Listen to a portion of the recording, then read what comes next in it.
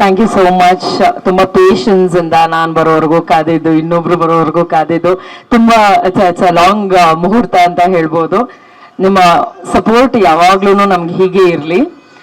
KA18 ಈ ಒಂದು ಸಿನಿಮಾದಲ್ಲಿ ಅಂದ್ರೆ ನೀವು ನಂಬರ್ ಪ್ಲೇಟ್ ನಿಮ್ಗೆಲ್ರಿಗೂ ಗೊತ್ತಿದ್ರೆ ಆಲ್ರೆಡಿ ಗೊತ್ತಾಗುತ್ತೆ. It is from Chikmagalur. So ಚಿಕ್ಕಮಂಗ್ಳೂರ್ನಲ್ಲಿ ಇರುವಂತಹ ಒಂದು ನಂಬರ್ ಪ್ಲೇಟ್ನ ಟೈಟಲ್ ಆಗಿ ಇಟ್ಕೊಂಡು ATM ಮಂಜು ಸರ್ ಹಾಗೆ ಮೋಹನ್ ಚಿಕ್ಕಿ ಸರ್ ಜೊತೆಯಾಗಿ ಇದ್ದು ಈ ಒಂದು ಸಿನಿಮಾನ ಮಾಡಬೇಕು ಅಂತ ಡಿಸೈಡ್ ಮಾಡಿದ್ರು.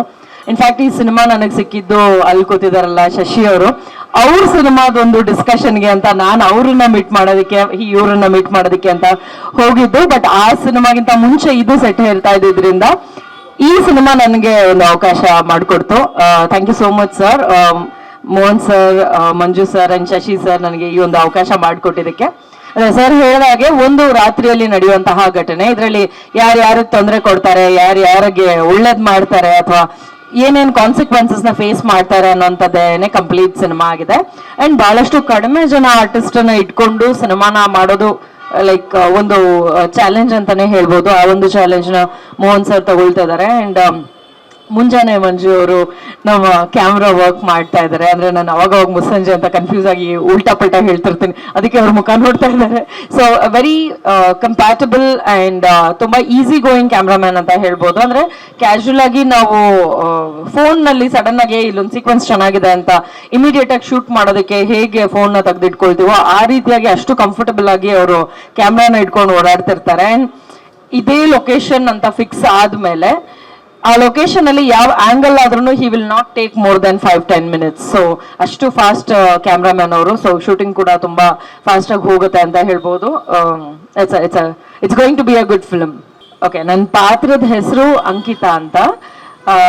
ಸೊ ಬೇಸಿಕ್ಲಿ ಸರ್ ಹೇಳಿದ್ರಲ್ಲ 6 ಗಂಟೆಗೆ ಶುರುವಾಗಿ ಮುಂಜೆ ಅಂದ್ರೆ ಈವ್ನಿಂಗ್ 6 ಗಂಟೆಗೆ ಶುರುವಾಗಿ ಬೆಳಗ್ಗೆ 6 ಗಂಟೆ ಅಷ್ಟರಲ್ಲಿ ಎಂಡ್ ಆಗುವಂಥದ್ದು ಅಂತ. ಸೊ ಆ ಜರ್ನಿನಲ್ಲಿ ನಾನು ಇವ್ರನ್ನ ಮೀಟ್ ಮಾಡ್ತೀನಿ, ATM ಮಂಜು ಅವ್ರನ್ನ ಮೀಟ್ ಮಾಡ್ತೀನಿ. ಆ ಒಂದು ಪಾತ್ರ ಬಂದು ಅದೇ ಊರ್ನವ್ರಾಗಿರ್ತಾರೆ. ಸೊ ಸರ್ ಆಕ್ಚುಲಿ ರಿವೀಲ್ ಮಾಡಕ್ ಆಗಲ್ಲ ಇವಾಗಿದು.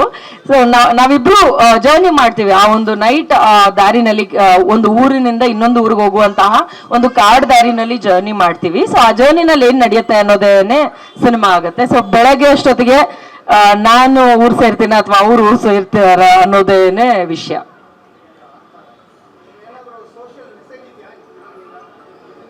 ಸರ್ ನಿಜ ಘಟನೆ ಅಂದ್ರೆ ಯಾವಾಗೋ ಒಂದಷ್ಟು ವರ್ಷದ ಹಿಂದೆ ನಡೆದಿರೋದಾಗಿರೋದ್ರಿಂದ ಸೊ ಅದನ್ನ ಇಂಪ್ಲಿಮೆಂಟ್ ಮಾಡಿ ಅದೇ ಊರಿನಲ್ಲಿ ಶೂಟ್ ಮಾಡೋದಕ್ಕೂ ಸ್ವಲ್ಪ ಭಯ ಇದೆ. ಅಲ್ಲೇ ಏನೋ ನಡೆದಿರೋಂಥದ್ದು, ನಾವು ಅದೇ ಪಾತ್ರಗಳನ್ನ ನಿಭಾಯಿಸುವಂಥದ್ದು ಏನಿದೆಯಲ್ಲ, ನಮ್ಗೊಂದ್ ಸ್ವಲ್ಪ ಭಯನೂ ಹುಟ್ಟಿಸಿದೆ. ಆ ಕಾಡು ಕೂಡ ಹಂಗೆ ಇದೆ, ನೋಡಿದ್ರೆ ಸ್ವಲ್ಪ ಭಯನೇ ಆಗುತ್ತೆ. ಒಂಚೂರಲ್ಲಿ ಏನಾದ್ರು ಕಲ್ ಬಿತ್ತು ಅಥವಾ ಇನ್ನೇನೋ ಮರದಿಂದ ಏನಾದ್ರು ಬಿತ್ತು ಅಂದ್ರೂ ಕೂಡ ಕರಡಿ ಬಂತು ಅಂತ ಓಡೋಗಿರೋಂಥ ಸೀಕ್ವೆನ್ಸಸ್ ಎಲ್ಲ ಆಗುತ್ತೆ. ಸೊ ಹಾಗಾಗಿ ನಮ್ಗೇನ್ ಬೆಸ್ಟ್ ಆಗುತ್ತೋ ಅದನ್ನ ಮಾಡುವಂತ ಪ್ರಯತ್ನದಲ್ಲಿದ್ದೀವಿ.